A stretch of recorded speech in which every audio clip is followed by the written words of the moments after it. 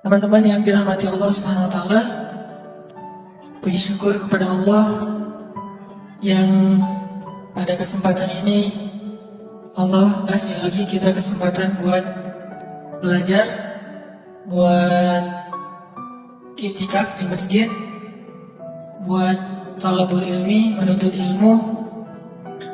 Yang mudah-mudahan apa yang kita dengar pada malam ini bisa menambah iman kita kepada Allah Subhanahu wa taala. Karena seperti yang pernah saya sampaikan dulu tuh, mencari ilmu dalam Islam intinya adalah mengasah rasa, bukan menambah wawasan. Menambah wawasan itu kebaikan, tapi bukan inti dari ilmu. Inti dari ilmu itu adalah mengasah rasa di dalam hati. Yang kalau dalam bahasa Islam disebut dengan, dalam bahasa agama disebut dengan iman. Sehingga bisa jadi seseorang tahu Al-Quran cuma satu ayat, tapi kalau dengan ayat itu dia bertambah dekat sama Allah, bertambah yakin, bertambah banyak amal solehnya, berarti dia adalah orang yang mendapatkan ilmu. Sebaliknya ada orang yang menghafal banyak ayat, mengetahui banyak hadis, atau dia punya gelar-gelar akademik di bidang agama, cuma nggak nambah iman ke Allah, nggak nambah takut kepada Allah, nggak nambah dekat sama Allah, berarti dia cuma mendapatkan wawasan, bukan ilmu. Sehingga inti dari ilmu itu adalah mengasah rasa. Dan dalam Islam, tempatnya ilmu itu bukan di pikiran, tempatnya ilmu itu di hati. Sehingga yang disebut dengan fikih atau faqih, orang yang mengerti, kata ulama, al-fiqhu fiqhul qulub. Mengerti itu tempatnya di dalam hati.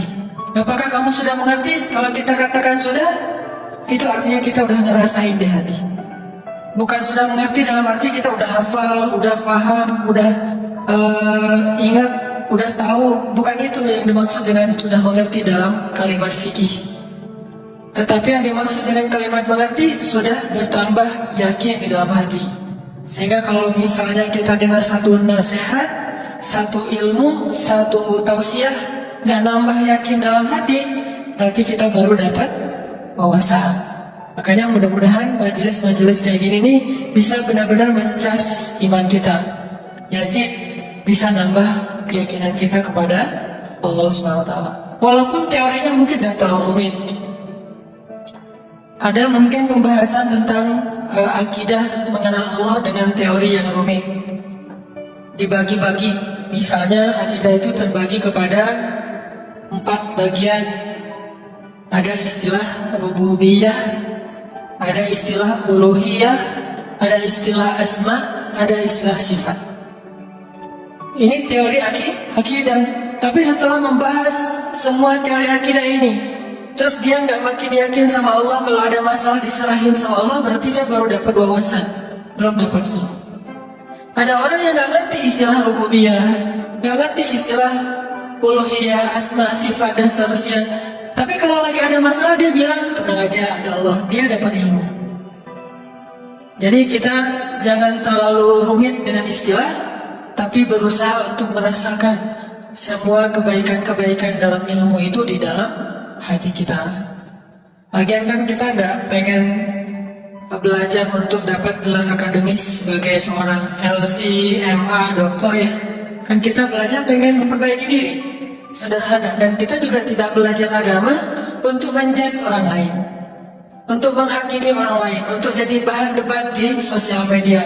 Kita belajar murni untuk memperbaiki diri karena kita sadar bahwa diri kita belum sempurna. Mudah-mudahan malam ini kita dapat apa yang kita cari.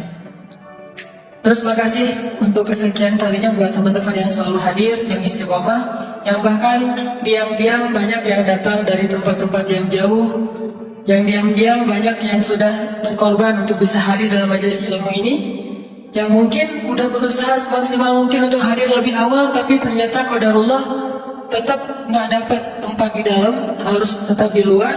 Maka mudah-mudahan Allah Maha tahu apa yang sudah teman-teman perjuangkan.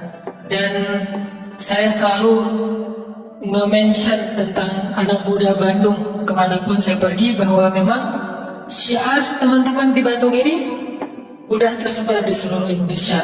Bahkan mudah-mudahan udah tersebar di luar Indonesia, bahwa semangat hijrah anak-anak muda Bandung ditiru oleh anak-anak muda di tempat-tempat yang lain, insya Allah. Sehingga kita dapat pahala dari kebaikan yang ditiru itu.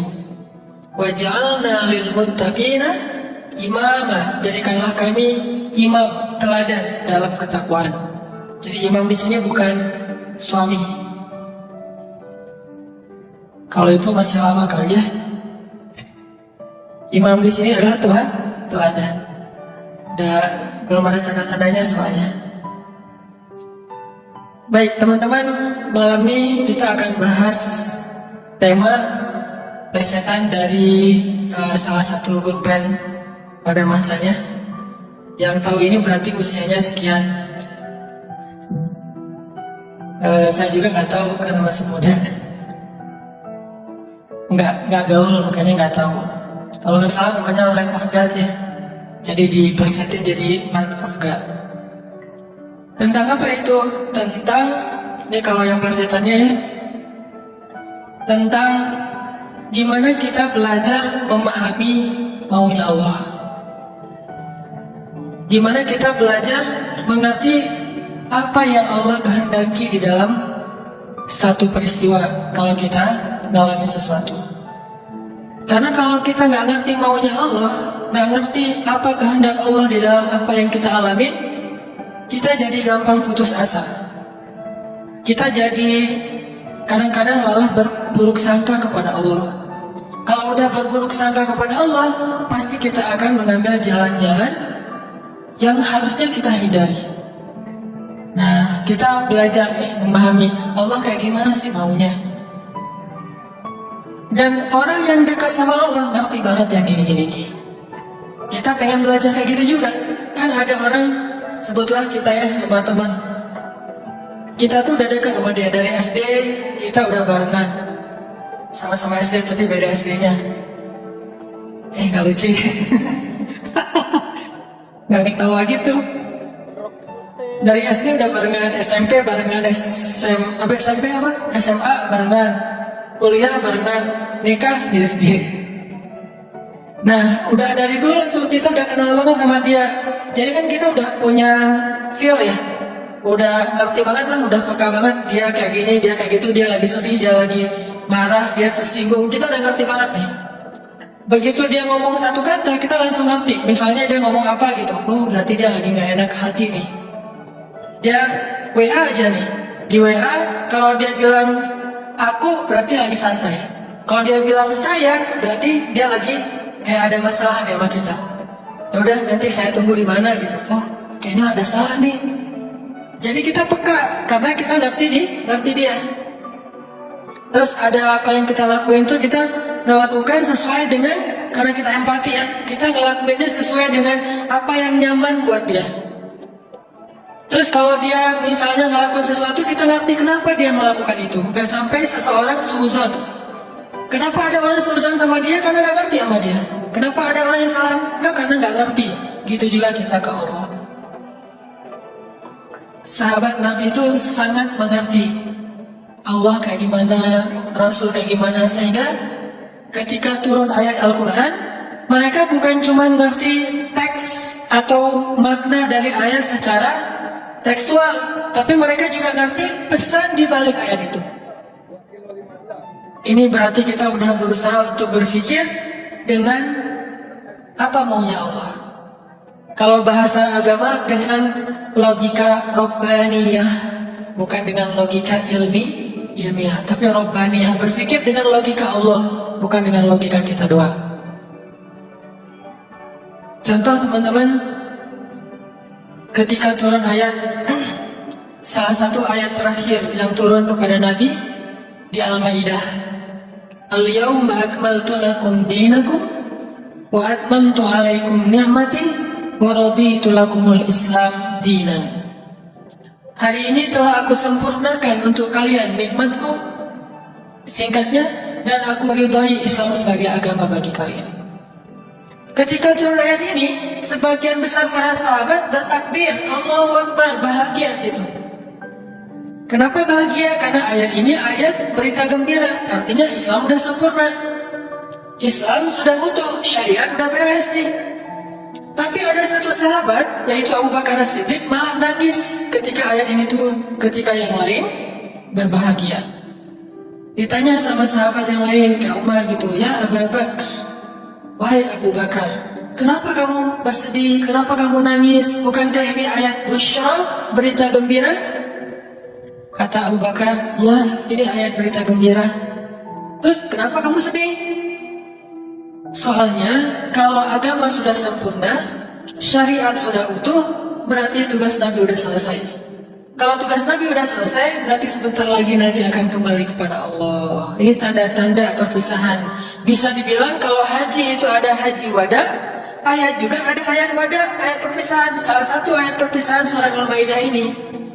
Barulah para sahabat yang lain realize, dan mereka pun menangis. Ini berpikir, merasanya itu udah benar-benar peka. Kalau bahasa kemanusiaannya empati gitu. Kayak saya pernah jalan sama istri.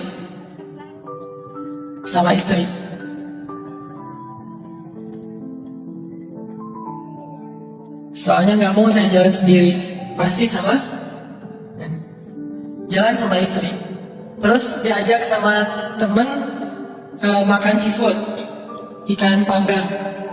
Istri saya tuh udah tahu kalau saya nggak biasa dan nggak masuk nih kalau makan ikan panggang. Paling mentoknya ikan goreng atau ikan di asam pedas gitu ya, garam asam. Tapi kalau yang panggang nggak masuk. Diajak sama teman saya, Ustaz, ada ikan panggang enak banget nih, seafood, benar-benar makannya di samping laut. Saya kan nggak enak menolak undangan ya. Oh ya, boleh. Istri saya langsung lirik-lirik. Dan dia nanya, ada yang digoreng nggak? Kenapa dia bisa langsung ngomong gitu? Kan tahu kan jawabannya? Nah, ada nggak yang ngerasain kita kayak gitu kalau lagi jalan? Belum ya? Duh, maaf ya salah ngomong. Yang empati sama kita, yang ngerti banget kita maunya apa, nggak sukanya apa, dia langsung ngerti, langsung minta ikan goreng karena saya tahu saya nggak bisa makan ikan panggang. Atau ada yang ngajak makan kayak ada terasinya, ada jengkolnya, jadi enak banget dia segala macam promo gitu. Saya diem aja, kan nggak mungkin saya bilang sih nggak suka jengkol, nggak suka terasi. Ternyata menu favorit restoran itu justru jengkol sama terasi. Istri saya langsung pesan apa gitu, ada telur goreng misalnya. Ini artinya udah ngerti dan berpikir, merasa dengan cara empati tadi, peka. Bisa nggak kita ke Allah kayak gitu? Sehingga ketika Allah memberi kita satu hal yang kita sebut musibah, kita sebut kayak ujian, karena kita mengerti Allah, akhirnya kita tahu harus kayak gimana. Akhirnya kita tahu gimana maunya Allah, apa ada yang ada di balik suatu peristiwa yang kita alami. Ini penting teman-teman. Kenapa? Biar kita bisa belajar sabar, belajar husnuzon, dan survive dalam satu masalah menggunakan logika Allah. Nah, untuk itu kita coba angkat satu kisah di dalam Al-Quran yang menjelaskan tentang matematikanya Allah ini, ada di dalam surat Al-Anfal. Coba teman-teman buka surat ke-8, surat Al-Anfal. Kita tilawah beberapa ayat pertama. Kita lihat nih logika Allah ketika kayak bentrok dengan logika hambanya. Yaitu surat Al-Anfal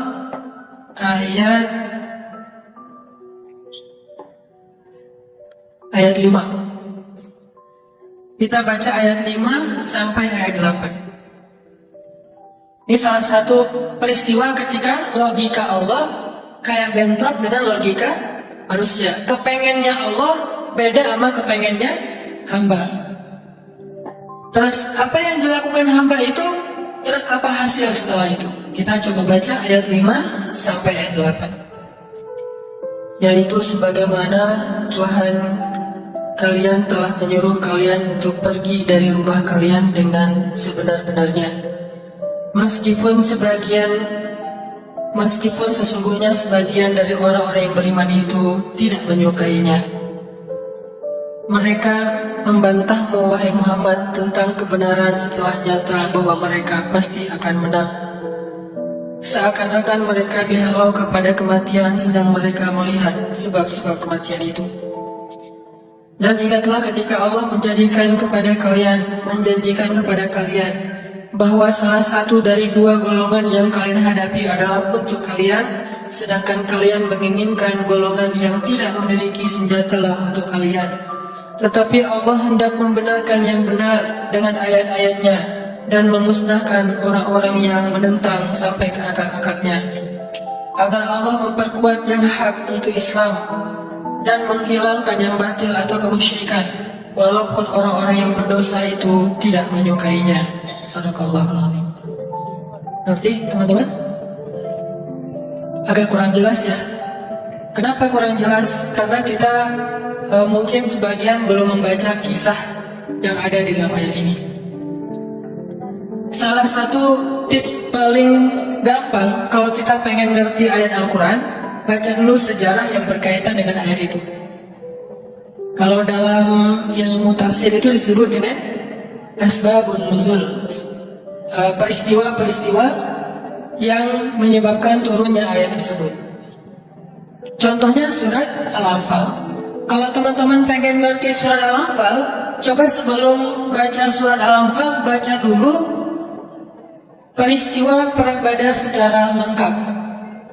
Nanti di buku sejarah tuh ada perang Badar, cari yang paling tebal, biar nanti pas kita baca detail, banyak hal-hal kecil yang kita jadi ketahuan. Baca peristiwa perang Badar, setelah berkali-kali baca udah ngerti banget, kayak nonton film berkali-kali sampai hafal. Setelah itu coba baca surat Al-Anfal, pasti beda.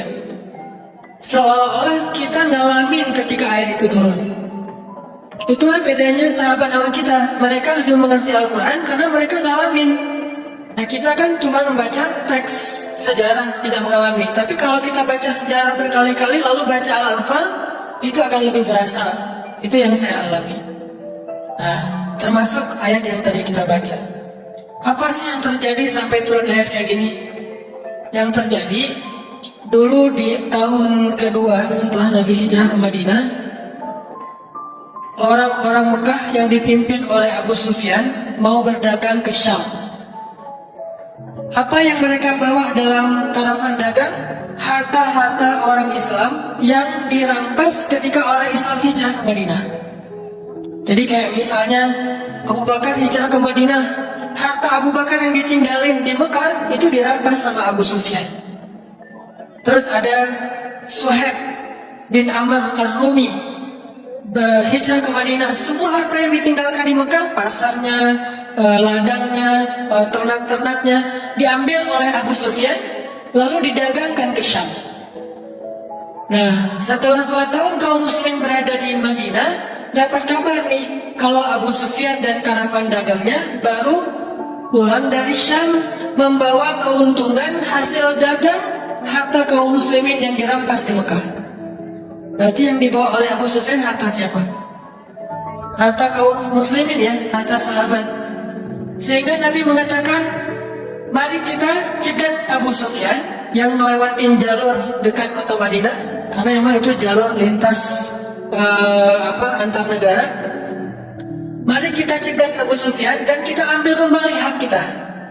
Itu tawaran Nabi kepada orang-orang Muhajirin. Makanya bisa dibilang perang Badar ini perang khusus buat orang Muhajirin. Orang Ansar nggak boleh ikut. Karena awalnya juga pengen ngambil harta orang Muhajirin. Itu skenario awal. Mencegat karavan dagang untuk mengambil kembali hak mereka. Yang namanya karavan dagang kan nggak banyak pengawal. Beda dengan pasukan perang. Paling-paling pengawalnya 10-20 dibandingkan sahabat yang 300 orang. Nah, ini kecil. Sedangkan keuntungannya kalau berhasil mencegat besar. Jadi tantangannya, resikonya kecil, keuntungannya besar. Ini skenario awal. Sehingga para sahabat semangat. Udah 2 tahun kita kelaparan, udah 2 tahun kita gak punya apa-apa, bergantung kepada orang Ansar, gak enak sama orang Ansar. Masa makan terus di rumah orang? Dan sekarang kebetulan harta kita lewat nih, udah kita rampas lagi. Itu skenario awal. Udah siap-siap nih, udah siap-siap mau berangkat jalan. Tengah jalan, Abu Sufyan dapat berita, kan pakai mata-mata gitu, dapat berita bahwa kaum muslimin mau mencegat. Akhirnya Abu Sufyan langsung nelpon Abu Jahal. Jahal gitu. Nelfon Abu Jahal, dan sinyalnya bagus lagi waktu itu, langsung telepon, gak putus-putus. Kita mau dicegat nih, coba kamu kirim pasukan untuk melindungi karavan dagang. Soalnya harta yang kami bawa juga ada hak kamu di situ. Jadi diiming-imingi. Abu Jahal pun kemudian mengumpulkan orang-orang Mekah sebanyak kurang lebih 1.000 orang untuk mengawal karavan dagangnya Abu Sufyan. Langsung melesat, satu pasukan bergerak cepat, sehingga sekarang ada 2 target. Satu karavan dagang, satu lagi pasukan militer yang jumlahnya 1.000 orang. 3 kali lipat lebih banyak dari kaum muslimin. Tiba-tiba turun ayat kepada Nabi. Terus Nabi mengatakan kepada para sahabat, wahai para sahabat, sekarang kita punya 2 pilihan. Mau tetap mencegat Abu Sufyan, atau kita sekarang malah beralih ke Abu Jahal dengan pasukannya. Sok pilih yang mana kalian. Kaum muslimin sebagian besar memilih tetap seperti rencana awal, mencegat karavan dagang. Jangan mencegat pasukan. Ngapain kita capek-capek perang sama Abu Jahal, untungnya gak ada. Terus pasukannya lebih banyak, resikonya lebih besar. Dan mereka terlatih, kita sipil yang dipersenjatai seadanya. Mending kita tetap kepada Abu Sufyan, untungnya besar, resikonya kecil, dan sama-sama sipil. Tapi ternyata ketika disuruh pilih kayak gitu, kaum muslimin udah memilih pilihan mereka, Allah memilih pilihan Allah. Kata Allah, enggak, aku memilih kalian menghadapi Abu Jahal. Berat gak sih kayak gitu? Ini matematika Allah, hitung-hitungannya Allah nih, logika Allah. Kadang hidup kita kayak gitu banget teman-teman. Kita pengen kuliahnya ini, ternyata yang lulusnya bagian ini. Saya dulu pengen kedokteran, tapi lulusnya malah ke Mesir. Ya alhamdulillah, karena nilai S1 jelek. Ya udahlah ke Mesir aja. Dan ke Mesir juga dulu niatnya bukan mau kuliah, mau main. Oh bagus juga kan, dulu ada Dunia dan Berita suka perkiraan cuaca gitu kan, internasional. Kairo, hujan gitu. Kairo, pengen kuliah ke luar negeri. Artinya bukan pengennya saya ke Kairo, tapi Allah menghendaki kayak gitu. Bukan pengennya saya menikah, Allah yang menginginkan. Saya pengennya dari dulu, bukan waktu itu. Jadi bukan pengennya saya menunda pernikahan, ya. Pengennya mah 17 tahun nikah, lah. Lulus SMA atau belum lulus mah nikah. Tapi pengennya Allah usia 22 tahun. Ada yang 32 tahun, ada yang 42 tahun, ada yang masih betah sendiri. Nah, pengennya kita mah udah mau nikah nih sekarang ini, tapi pengennya Allah, jangan, kamu jaga ibu dulu. Pengennya kita kerjanya kayak gini nih, usaha, tapi takdirnya Allah jadi misalnya masuk ke pegawai negeri, atau sebaliknya pengennya pegawai negeri malah jadi pengusaha, dan seterusnya. Ada lulusan sains tapi usahanya di wisata kuliner, di usaha kuliner. Ada yang kayak gitu. Ada teman saya lulus ITB panologi, tata kota, tapi usaha kuliner, tapi alhamdulillah sukses. Jadi kadang-kadang kepengennya kita sama Allah itu suka bentrok. Dalam kondisi kayak gitu, apa yang harus kita lakukan?